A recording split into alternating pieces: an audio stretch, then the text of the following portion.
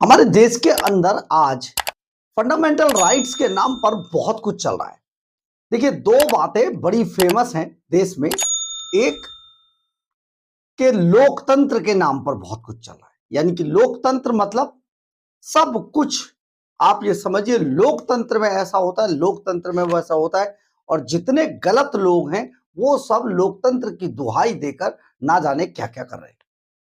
इसके अलावा fundamental rights के मामले में भी बहुत कुछ चल रहा है। ये मेरा फंडामेंटल राइट है, ये काम मैं कर सकता हूं, यहां पर मैं रह सकता हूं, ऐसा मैं कह सकता हूं। ये सारी चीजें चल रही हैं आजकल देश के अंदर। हम बात कर रहे हैं अरविंद केजरीवाल के उस केस की, जो आजकल हाई कोर्ट के अंदर जस्टिस स्वर्णकांता शर्मा की अदालत में चल रहा है।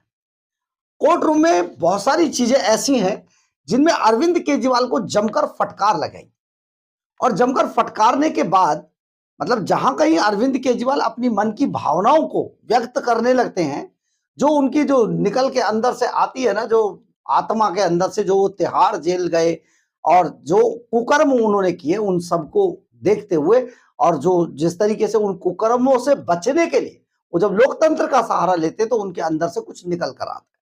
लेकिन ये सब कानून में नहीं चलता है। तो जस्टिस स्वर्ण कांता शर्मा ने जमकर फटकारा भी है कई बार ऐसे बहुत बार मौके आए जब जस्टिस स्वर्ण कांता शर्मा ने उन्हें फटकार लगा दी। लेकिन कोर्ट रूम के अंदर से वो सारी बातें निकलकर सामने नहीं आ रही है। अरविंद केजरीवाल और आम आदमी पार्टी का जो ट्विटर हैंडल है और जो सोशल मीडिया अकाउंट्स हैं वो एकदम एक्टिव है। ऐसे ऐसे लोग हैं जो शायद अपने घर में 4 किताब नहीं पढ़ पाए होंगे, जमीनी अंदाजा उन्हें है नहीं, किसी बात की समझ नहीं है, पारिवारिक रूप से क्या है कोई नहीं जानता है, परंतु परंतु अरविंद केजरीवाल के मैटर पर भर भर कर वो कानून बता रहे हैं।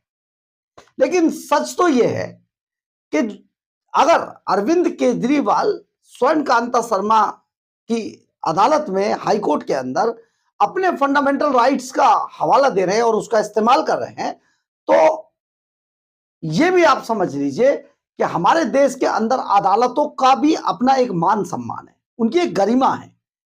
एक जज का, एक जस्टिस का, एक उनकी पद की गरिमा है, उनकी कुर्सी की गरिमा है। एक तरफ तो अरविंद केजरीवाल अपने फंडामेंटल राइट्स की दुहाई देते हैं और अपनी बात को बहुत ही निर्लज्जता से, बेशर्मी से बस बोलते चलते, जो उन्हें उनके वकीलों ने रटा दिया है, जो पॉइंट्स उन्हें लिख कर दिए, रटा दिए, उन पर वो बोलते हैं। लेकिन दूसरी तरफ वहीं पर उनकी आम आदमी पार्टी और उनके कुछ गिने चुने चंपू जो सोशल मीडिया पर सिर्फ पैसे लेकर या फिर फर्जी तरीके से बने हुए हैं, वो बड़ी बड़ी बातें करते हैं।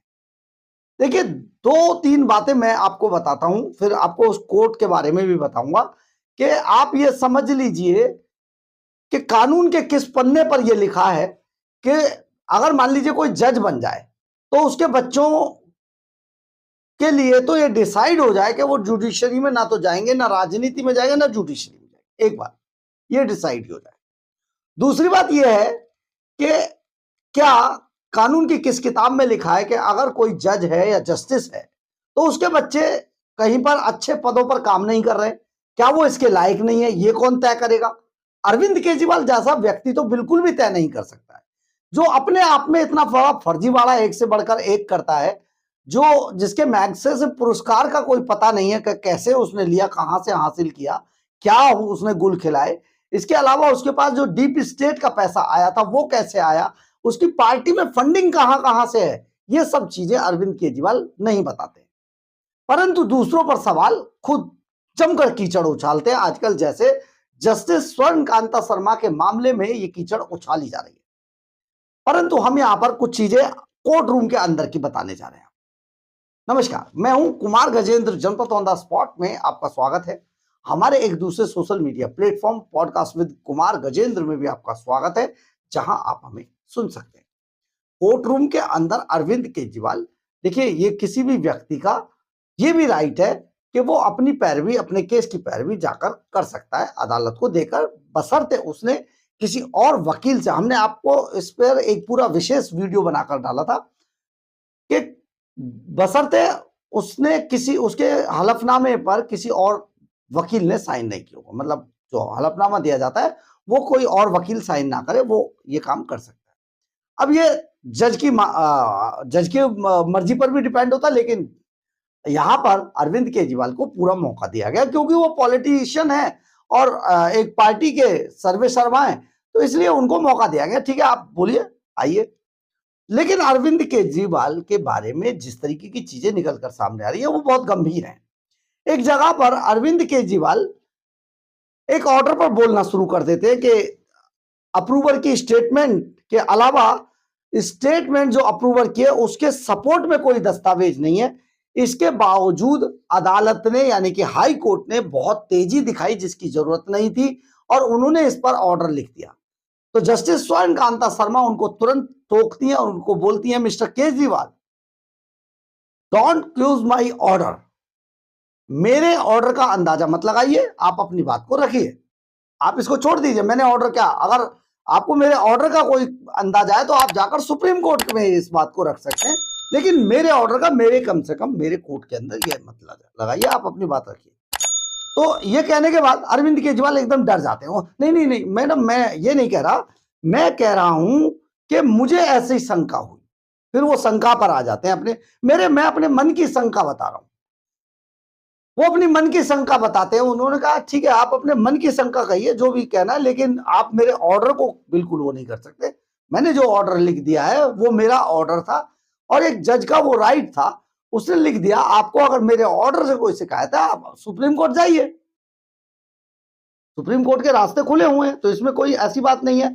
फिर वो कहते हैं मैडम, एक समय पर प्राइमा फेशी ऑब्जर्वेशन की जरूरत नहीं थी, लेकिन आपने यहां पर प्राइमा फेशी ऑब्जर्वेशन की बात कह दी। No need prima facie observation.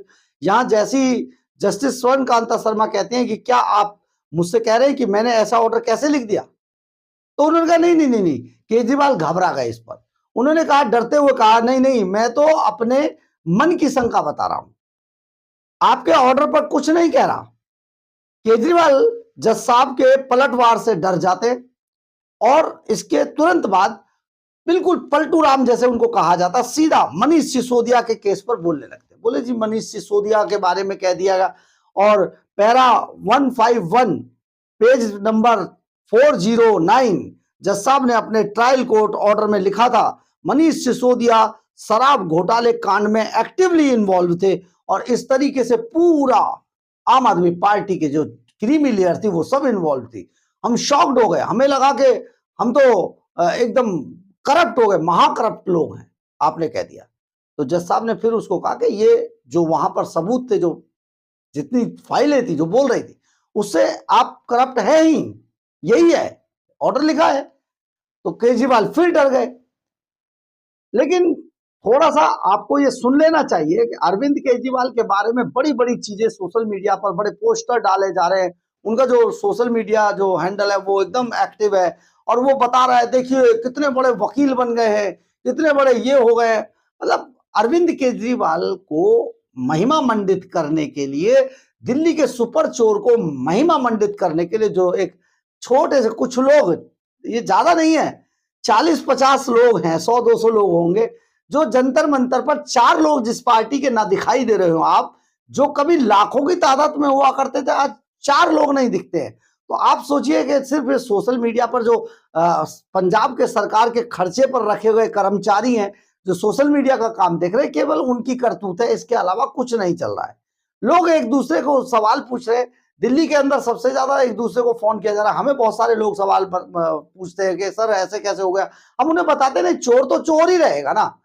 हर चोर अपने आप को बताता है मैं चोर नहीं हूं, लेकिन चोर तो चोर ही है, लास्ट में पकड़ा जाता है। आखिर अप्रूवर जो कह रहा है कि भाई ये तो अरविंद केजरीवाल को, अगर बुच्ची बाबू जो के कविता का जो चार्टर्ड अकाउंटेंट था, वो अपनी स्टेटमेंट में 164 की स्टेटमेंट में ये दर्ज कराता है कि 100 करोड़ रुपए मैंने दिए थे अरविंद केजरीवाल को, कैसे आए थे, उसका ट्रांसपोर्ट का क्या सिस्टम था और कैसे वो 45 करोड़ रुपया हवाला के जरिए से गए, ये सारी चीजें, तो इसमें देखना क्या है।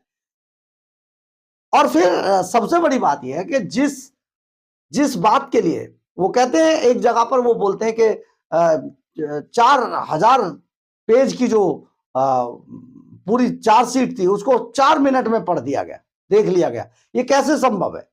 देख लिया, बिल्कुल वैसे ही संभव है अरविंद केजरीवाल जी कि जो ट्रायल कोर्ट ने इतनी बड़ी सीबीआई की जो एक्सरसाइज थी इन्वेस्टिगेशन की, उस सबको धता बताते हुए सीधा कह दिया रिजेक्ट है, जाइए और इन्वेस्टिगेशन ऑफिसर की जांच होगी।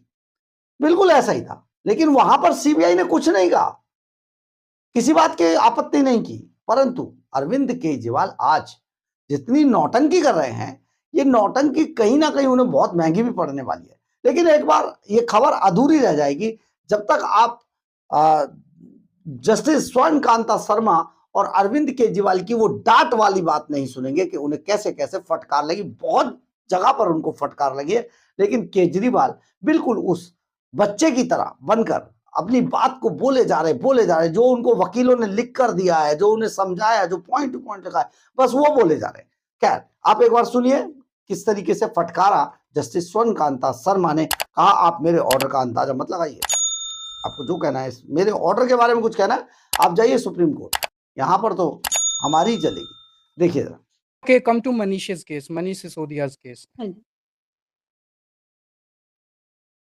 पीएमएलए केस था उनका मैम, प्राइमा फेसी ऑब्जर्वेशंस देने थे, whether prima facie there is a involvement दिख रही है। इसमें भी यही लगा that almost the judgement was pronounced. Para 151 at page 409 of my para 151 at page 409 of my order ना, of my of your order, but मेरी रिक्यूजल एप्लीकेशन में है मैम, हाँ कोई बनी, मैं उसमें से पढ़ लूंगी। But it's your order. या 151 151. The applicant Sri Manish Sisodia was actively involved in formulation and implementation of various processes and activities in dealing with proceeds of crime, thereby committing the offense of money laundering. So it was pronounced that he had committed the offense of money laundering, whereas that judgment was not required at that stage. So he was declared not just guilty, but एक paragraph 172 उस order का था, मेरे recusal application में para 150, जिसमें almost ये कहा गया कि ये सारे लोग करप्ट हैं एंड हाई प्लेसेस में corruption is a very big stigma for the entire society. I will just read that paragraph ma'am. ऐसे लगा जैसे हमें केवल करप्ट नहीं, हमें महाकरप्ट डिक्लेयर किया गया था। If money is used to influence and dominate policy, para 151 of my recusal application, मेरे वाले ऑर्डर का क्या पेज, उनके पास और कुछ नहीं है। अप्रूवर स्टेटमेंट्स को सपोर्ट करने के लिए उनके पास सबूत नहीं है, अप्रूवर स्टेटमेंट्स के अलावा कोई और सबूत नहीं है। आपने अगर अप्रूवर स्टेटमेंट्स के ऊपर एक बहुत बड़ा क्वेश्चन मार्क खड़ा कर दिया, तो 9 अप्रैल की हियरिंग के अंदर by questioning the approver statements, practically you have rejected the entire trial court order. तो बस जहां हमने पहले लिखा था ना 9 मार्च का ऑर्डर, थोड़ा सा हमने लिखा एक्स पार्टी लिखा था ना हमने, देन यू प्लीज राइट।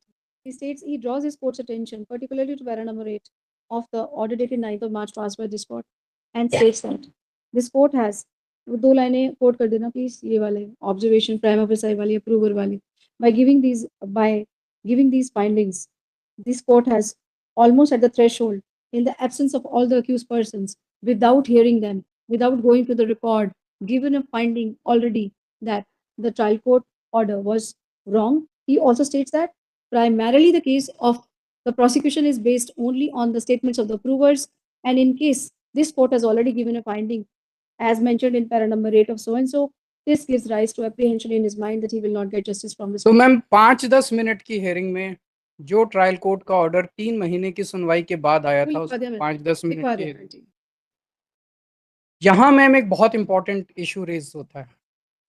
वो इशू ये है, एज यू राइटली सेड, कि बहुत बार ऐसे होता है कि पहले कोई फाइंडिंग दी जाती है, सब्सिक्वेंटली चार्ज के लेवल पे फाइंडिंग बदल। आपकी जो फाइंडिंग थी मैम इस ऑनेबल कोर्ट की अप्रूवर्स के बारे में, जब मेरा केस आपके सामने आया था अरेस्ट का, आपने उस वक्त जो बोला था, मैंने अभी बोला, एक बार मैं रिपीट कर देता हूँ उसको। आपने बोला था page 102, para 102, page 235, the court is further of the opinion that merely because the approver has chosen to reveal some new facts at a later stage only after initially concealing them, including the role of Shri Kejriwal, the same cannot be a ground to disregard their statements. उस वक्त आपने बोला था कि approver के statements admissible हैं। यहाँ पे 5 मिनट की सुनवाई में आपने कहा कि अप्रूवर के ऊपर जो ट्रायल कोर्ट का जजमेंट है वो एरोनियस है। This gives a very serious doubt that the previous statements and observations are weighing very heavily on the mind of this honorable court. Right. And on the basis of that, that was the most concerning thing for me. Understood. Understood. कि भाई जो पहले वाली observations थी, बिना सुनवाई किए, बिना दूसरी पार्टी को सुने, बिना हमें, मैंने लिख लिया। it shows that court still strongly sticks to its earlier findings. उस वक्त मैम 9 अप्रैल को आपके सामने केवल सीबीआई का 9 मार्च को आपके सामने मैम केवल सीबीआई की लिखवा दिया ना, मैम एक मिनट आ रहा हूँ। सीबीआई की केवल आपके सामने एक पिटीशन थी और ट्रायल कोर्ट का ऑर्डर था। मैंने सुन लिया, मैंने लिखवा दिया। उसके अलावा और कुछ नहीं था। ये लिखवा दिया मैंने। ट्रायल कोर्ट का रिकॉर्ड भी नहीं था। मैंने लिखवा दिया। ये नहीं आया मैम, ट्रायल कोर्ट का ट्रायल कोर्ट का रिकॉर्ड भी नहीं था। इस ऑर्डर की जरूरत क्या थी? was not even at that stage, not even summoned by this court, and therefore it gives rise to a strong apprehension in his mind that without even the trial court record, this court reached a prima facie conclusion that there are some observations made regarding the approval were erroneous. What was the urgency for this? What was the need for this? इसकी जरूरत क्या थी? Prima facie observations की जरूरत क्या थी? उसकी वजह से मेरे माइंड के अंदर ये एक शंका पैदा हुई, द रीजनेबलनेस ऑफ एप्रीहेंशन। ये तो फिर आप नहीं क्वेश्चन कर सकते कि मुझे जरूरत क्या पड़ी कैसा ऑर्डर लिखने के लिए। नहीं, हमारे मन में ये शंका आई कि क्या आपसे नहीं पूछ रहा मैं, ये आपसे नहीं पूछा, मेरे मन में ये शंका आई कि इसकी शंका पूछो आप, ये मत बताओ मैं अपना ऑर्डर नहीं मैं आपसे नहीं पूछ, मैंने अपना ऑर्डर कैसे लिखा वो आप सुप्रीम कोर्ट को बताओगे। So you just right that he states that since this order was passed, ये लेकिन मैंने लिखवा तो दिया कि बिना आपको सुने कर दिया। There was no opportunity given, the principles of natural justice were violated, and it shows that the court had a predetermined mind. तो यही भी लिख दो इसमें, he says that undue haste was shown on that day while passing this order, which also gives rise to a reasonable apprehension in his mind that he will not get justice. ये इतनी जल्दी क्या थी? अभी हिंदी में लिख दो, बाद में English लिखवाओ। Okay. No, it's okay. I think we have to keep the atmosphere lighter. We are not fighting, we are hearing. Okay.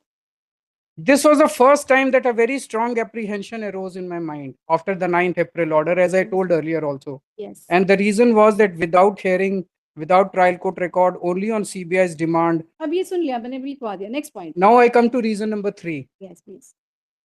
In 9th April order, the 9th March order, the proceedings in the trial court with respect to ED were stayed.